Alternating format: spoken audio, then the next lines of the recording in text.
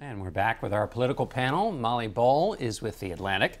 David Ignatius is a columnist with The Washington Post. Ben Domenech is the publisher of The Federalist. And Ed O'Keefe covers politics for The Washington Post. Ed, I'll start with you.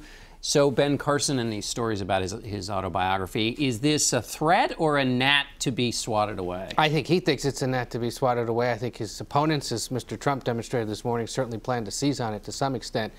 I'm kind of fascinated by his response to all this, however. I mean, the idea that presidential candidates, especially those that suddenly start to do well, don't get vetted, don't get scrutinized a lot more. He's clearly struggling, I think, with this. And the suggestion that others have not gone through this, ignores history. I think if you go back to Gary Hart, Joe Biden, Bill Clinton, certainly President Obama, Herman Cain last time, this happens. And the real test is sort of how do they respond to this?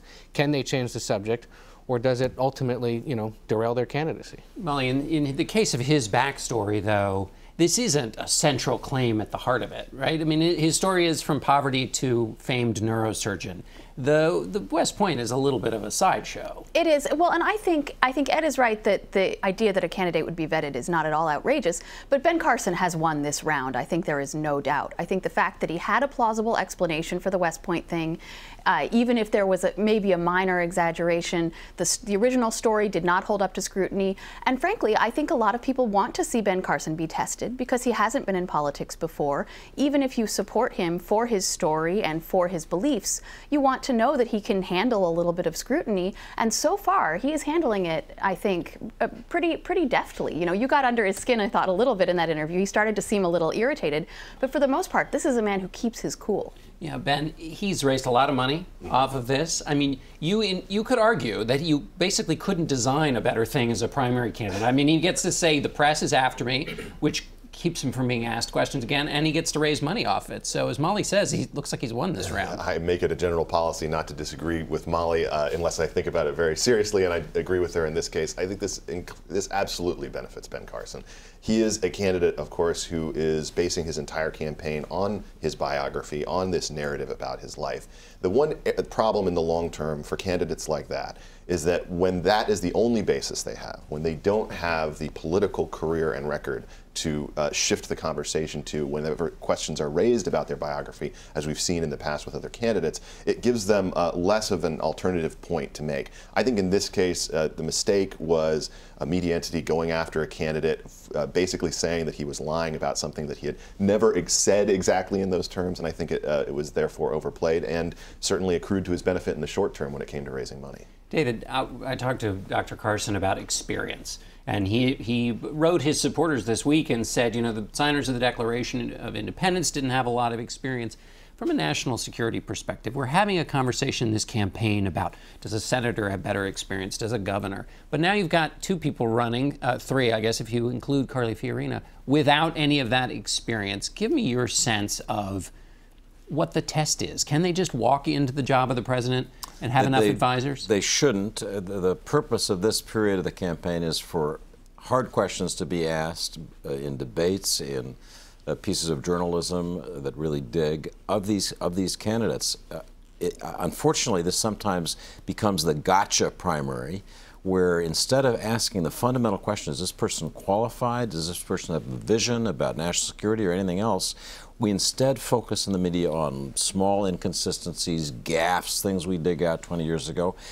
People get angry at that. But the fundamental work of asking, what would this person do as president? What really are their views? That's what we need to really focus on. I hope we won't be pushed back by Ben Carson complaining about our questions and vetting, because that's a key job. But David, isn't there a problem here that has emerged that's not so much due to the media as it is due to the priorities of the people themselves? I mean, right now we just saw Donald Trump go on and demonstrate the qualities that one needs to be commander-in-chief in the modern era, which is an ability to dance to Drake and an ability to send out particularly funny tweets.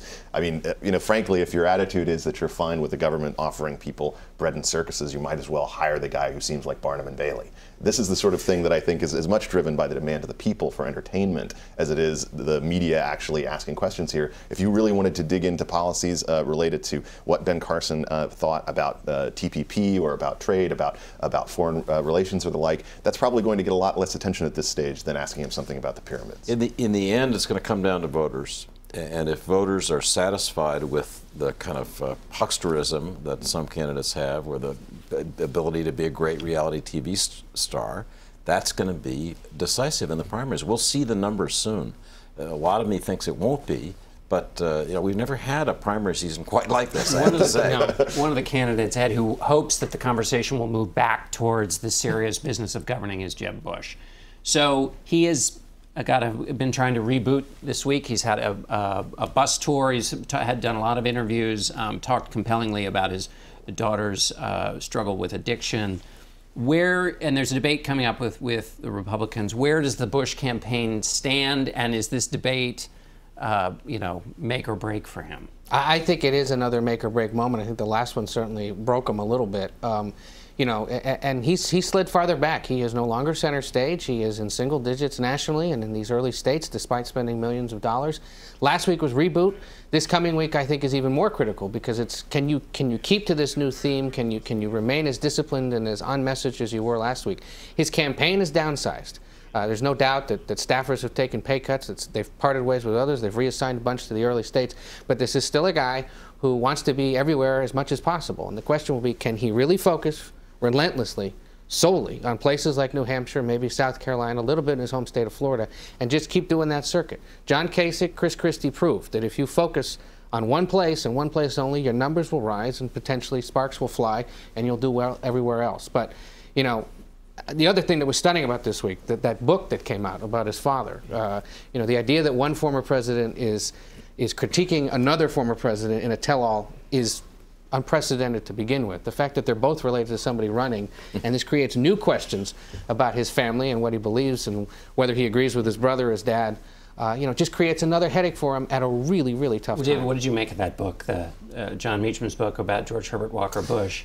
I thought it captured a fundamental dilemma for Jeb. Is he with his brother, Bush 43, or is he with his dad, Bush 41?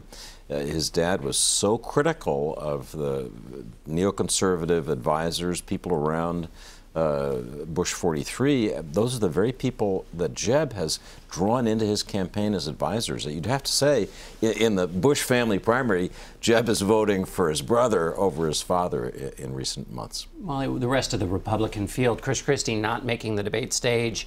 As Ed mentioned, he was gaining some ground in New Hampshire, not making. Is that a big deal? Where do you think the rest of the race stands? It's a big deal for him and for Mike Huckabee, who also got kicked off the big stage. We are seeing a narrowing. Now, maybe it's a forced narrowing. People aren't actually dropping out. It's kind of remarkable that no one has dropped out since Scott Walker saw the writing on the wall. But we do have the debate now coming down to 8 people.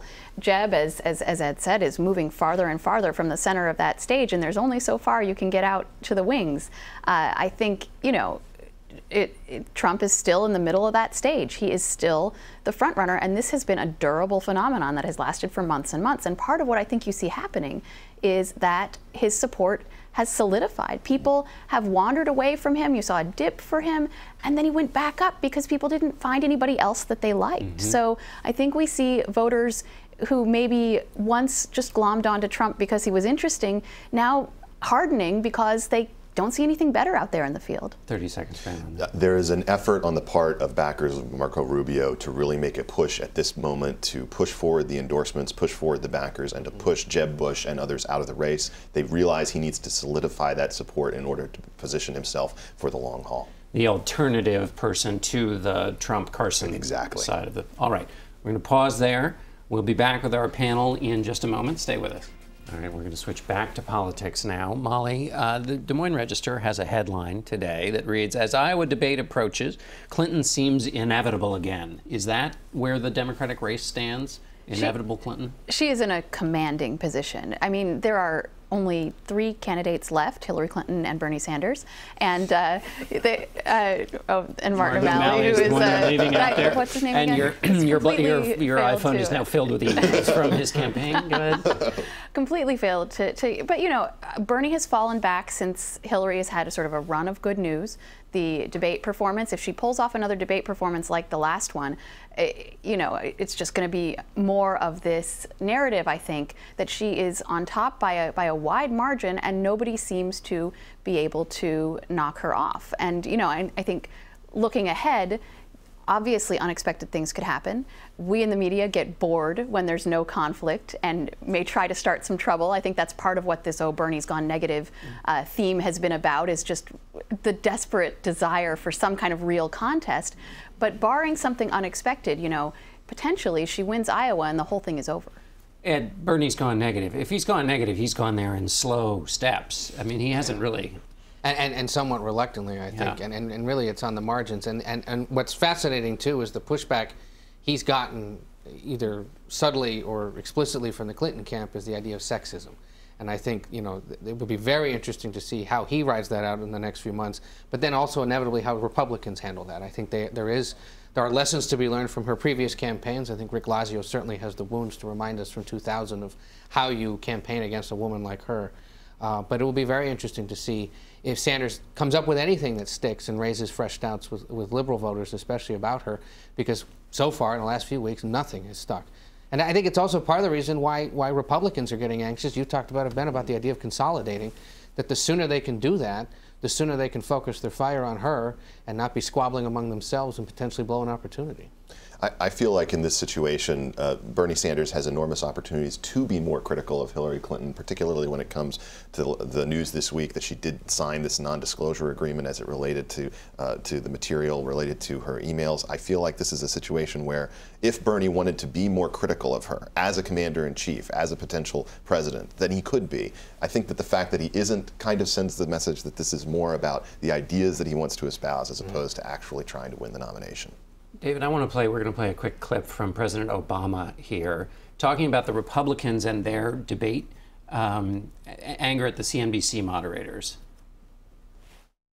It turns out they can't handle a bunch of CNBC moderators at a debate. If you can't handle those guys,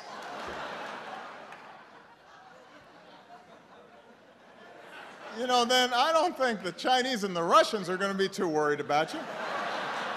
David, I play that because it seems like he's in a sweet spot before a nominee gets named where he can kind of have fun at the Republicans' expense. What did you make of it? I thought it was a great line, and I thought there was some truth to it. The Republican debate may have been a disaster for the media asking the questions, but I didn't think the Republican candidates came out of it very well, and all of the squabbling, unfair. The media is so mean. They're asking nasty questions. I think that makes the Republican candidates, it diminishes them, and if they stay on that, it may work with some Republican primary base voters, but I can't imagine that it's going to be effective with the electorate as a whole. People are looking for someone who can be commander-in-chief, and that's not the person who whines about media coverage. Well, we'll have a chance to see on Tuesday night. Unfortunately, we're going to have to end it there. Ben, I'm sorry, as your moderator, to cut you off. These mean moderators. Yes, look, there you go. Thanks to all of you. We'll be right back.